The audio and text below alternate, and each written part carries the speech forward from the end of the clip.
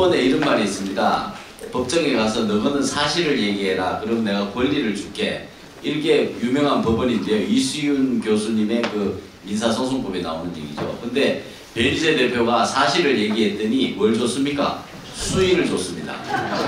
그래서 이런 진실, 그리고 또 이 검찰에서 이 태블릿을 입수한 직후에 대통령의 2차 사과가 있었어요. 그래서 그 부분에 대한 부분도 특검에 포함시켜서 대통령 사과는 누가 어떤 조언을 했길래 이루어졌는지 그 여론을 누르기 위해서 사과를 했던 것이 탄핵의 결정적인 빌미가 되어버린 그런 슬픈 역사가 있습니다. 그래서 반드시 밝혀야 되겠다 이런 생각을 제가 좀 마무리 드리고, 두 번째 순서로 하나 좀 지켜주시기 바랍니다.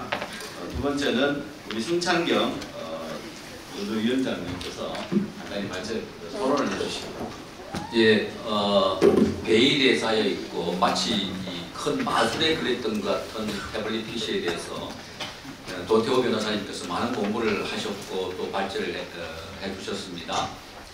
잘 아시다시피 들어도 봐도 잘 모르겠다 싶은 것이 그 태블릿 PC입니다. 특히 나이 드신 어르신분들 또 저 같은 언론인들도 당시 태블릿 PC가 나왔을 때 저게 뭐 PC니까 컴퓨터니까 맞을 거야 라고 생각을 했던 것이 일선의 기자들입니다. 지금도 용어를 들어보니까 PC, 싱크, 동기화, 홀드, 도메인, URL, 서버 잘 모릅니다.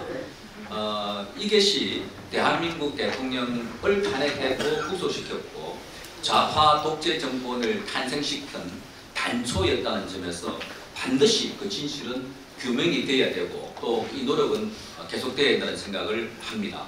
저는 현재도 기자입니다. 당시도 기자였습니다.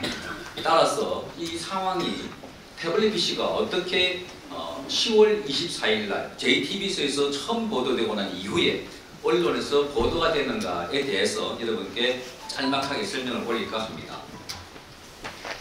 10월 24일 날 JTBC에서 손석희가 스모킹 건이라고 해서 빼도 박도 못하는 정도 라고 말했습니다. 그래서 많은 기자들이 그때만 하더라도 박근혜 대통령을 탄핵하고 싶은 미워했던 기자들, 특히 민주노총 산하의 언론노조가 거의 131개 언론사가 가입되어 있습니다. 유일합니다. 그러니까 한 노조총에도 없는 민주노총에 가입되어 있는 노조가 대한민국 언론을 다 장악하고 있다고 보면 됩니다.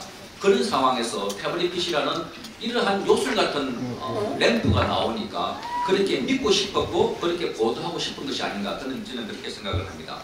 처음에 24일이 보도되고 난 이후에 지상파 방송에서 일제히 2-3일 간격으로 눈치를 보고 있다가 일제히 최순실 사태를 확대 보도하기 시작합니다. 그때 이 태블릿 PC는 그야말로 정언에 의한 상황 증거가 아니라 기계라는 PC라는 현대의 문명의 총알하는 이 기계가 나오니까 저는 분명한 증거야 라고 믿었던 것입니다. 아니 믿고 싶었던 것 같아요. 그러면서 이게 바로 과학이고 그 다음에 특검에서 설명했던 것들이 뭐 최순실 이동 경로와 PC 같아. 아까 말씀드려 보니까 2개 맞고 3개가 틀린데도 불구하고 2개 맞은 것만 주로 특검에서 인용을 했고 그렇게 보도를 했던 것 같습니다. 이 태블릿 PC가 나오는 과정에 계속해서 KBS를 포함한 지상파, 공중파 방송에서는 박근혜 대통령의 이른바 국정농단이라고 하는 것들을 최순실, 그 다음에 고영태, 차은택, 장시호, 정유라 등등 해서 그 인물들을 도입해서 그야말로 일방적으로 왜곡, 조작, 편파 보도 속으로 선동적인 보도를 해왔습니다. 이런 상황에서 태블릿 PC의 문제점을 제기하는 것은 말하자면 그 박근혜 대통령의 문제점, 최순실을 마치 비호하는 듯한 반동으로 보이는 듯한 그런 분위기가 우리 사회에 획일적으로 지나갔습니다. 다시 한번 2016년을 한번 생각해 보십시오. 매 주말마다 촛불 집회가 열렸고 뉴스에 거의 70~80% 이상을 박근혜 정권의 문제점을 도배하다시피 했는데 그 핵심은 과학적인 증거가 있는 태블릿 PC다라고 마법을 걸었던 것이라고 저는 생각합니다. 그래서 이 태블릿 PC의 문제점을 그 이후에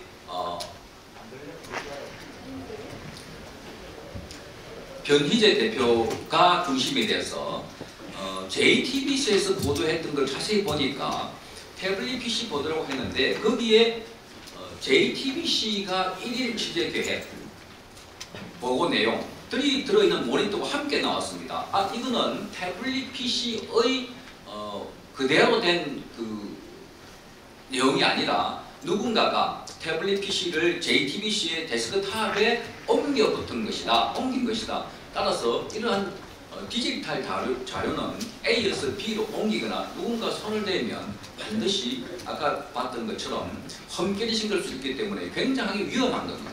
하나의 키만 눌리거나 딜리트 키만 눌리더라도 자료가 삭제되거나 첨가할 수 있는 기능이 있었습니다. 그럼에도 불구하고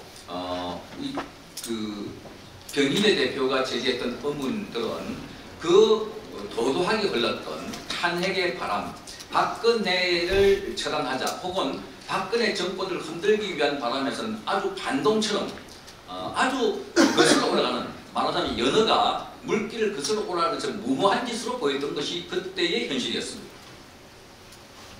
그 이후에 제기됐던 여러 가지 문제점들 아까 지적을 하셨습니다만 태블릿 PC의 습득 과정, 아니 고영대 사무실에서 주었다고 했는데 가봤더니 그 앞날 다른 신문사 기자가 갔을 때는 문이 잠겨 있었다는데, 그런데 JTBC 기자가 갔을 때는 서랍문이 열려 있었고 가지고 올 수 있었다. 그리고 태블릿 PC가 방전이 돼서 배터리를 사와서 그 다음날 찾아갔더니 문이 열려 있었고 그 건물 관리인이 안내를 해줘서 가져왔다. 알고 봤더니 그 건물 안내인은 과거 통진당 당원이었다 하는 것들이 라디오 프로그램을 통해서 다른 사람이 방송한 걸 통해서 알려졌습니다. 그 이후에 검찰에서 태블릿 PC를 보여달라고 했더니 일체 보여주지를 않았습니다. 그리고 최순실 씨는 줄기차게 일관되게 이 태블릿 PC는 자기 것이 아니라고 주장을 했습니다. 이런 상황에서 지상파 포함한 모든 언론인들이 그때부터 본격적으로 박근혜 대통령 또는 최순실 관련해서 보도는 이른바 단독 보도, 특정 보도라는 자기들 나름대로 칸을 치워가지고 연일 보도하기 시작했습니다. 그게 이런 것을 잘 아시는 근거 없는 왜곡된 사실이 아닌 것으로 밝혀진 내용들이었습니다. 그 내용들을 중심으로 특검에서 또 국회의원들이 당시 박근혜 대통령의 탄핵소추안을 첨부했습니다. 탄핵소추안의 결정적인 증거가 기사였습니다. 태블릿 PC로부터 시작된 첫 단추가 잘못 끼워진 이 단추로 인해서 대통령의 탄핵과 구속 그리고 좌파 정권의 탄생에 이르기까지 이 모든 과정이 잘못됐음에도 불구하고 그 탄핵 과정에는 이 기사가 유일하고 가장 강력한 증거였습니다. 그런데 거짓 기사였던 것이 이후에 재판 과정에서 판명됐음에도 불구하고 이것을 규명하려고 하는 언론인들은 구속시켰습니다. 그자가 바로 변희재 대표였고, 변희재 대표는 태블릿 PC야말로 박근혜 대통령의 탄핵과 구속과 새 정권이 탄생할 때 결정적인 기여를 했던 것이기 때문에 반드시 규명해야 된다고 주장했지만 이 정권은 언론인을 구속시켰습니다. OECD 국가 가운데 현직 언론인이 자기가 보도하거나 주장하는 내용과 관련해서 명예훼손 혐의로 구속된 것은 처음입니다. 언론 폭거입니다. 언론 탄압 정도가 아닙니다. 그럼에도 불구하고 언론에 이어서 사법까지 장악을 해서 이 정권이 밀고 나가고 있고 그 동력이 바로 적폐청산이라는 이름입니다. 한 축은 국내외 적폐청산이라는 이름으로 또 반대 세력에 대한 탄압 구속을 이어줬고, 또 한 축은 우리 체제를 북한의 김정은 체제와 비슷하게 만들어서 이른바 낮은 단계의 고려 연방제라고 하는 남과 북이 비슷한 체제로 만들어서 가려고 하는, 그래서 많은 국민들이 오늘 여기 나오신 여러분들이 우려하는 우리나라를 이 자랑스러운 나라를 북한 김정은에게 갖다 바치려는 것이 아닌가 하는 오역입니다. 그 모든 오역의 첫 발걸음은 태블릿 PC였습니다. 따라서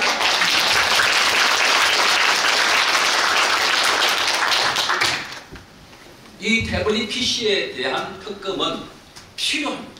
반드시 필요합니다. 아직도 많은 분들이 지금 제가 들어도 잘 모르겠어요. 따라서 전문가들이 나오셔가지고 이것을 검증하고 테스트하고 맹맹백백하게 밝혀야 되는데도 불구하고 지난번 여러분 기억하시겠습니까? 특검 대변인이 태블릿 PC에서 물으니까 아 그건 그렇고 저 하고 한참 동안 펜슬 수준한 적이 있습니다. 처음 봤습니다. 이런 상황들에 대해서 묻어놓고 가려고 하는 이런 상황. 그리고 여러분 기자들이 저도 기자입니다만 기자들이 이 태블릿 PC 건만 나올 때 유독하게 피해갔습니다. 왜 그럴까요?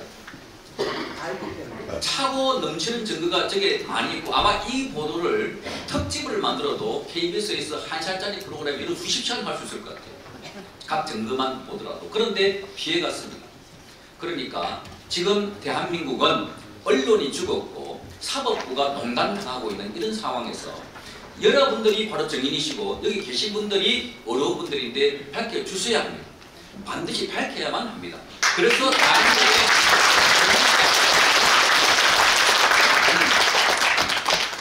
저도 마무리하겠습니다. 이미 손석희 씨의 최근 행적으로 인해서 보도된 것처럼 거의 진정성과 위선이라고 불릴 정도의 태도가 문제가 되었습니다. 어쩌면 태블릿 PC는 필요 없을지도 몰랐다고 이야기합니다. 어쩌면 손석희 씨가 필요 없을지도 모르겠습니다. 저도 같은 언론인이지만 지금 대한민국 언론은 정말 저는 비정상 아주 미쳤다고 저는 생각합니다. 정말 그래서는 안 됩니다.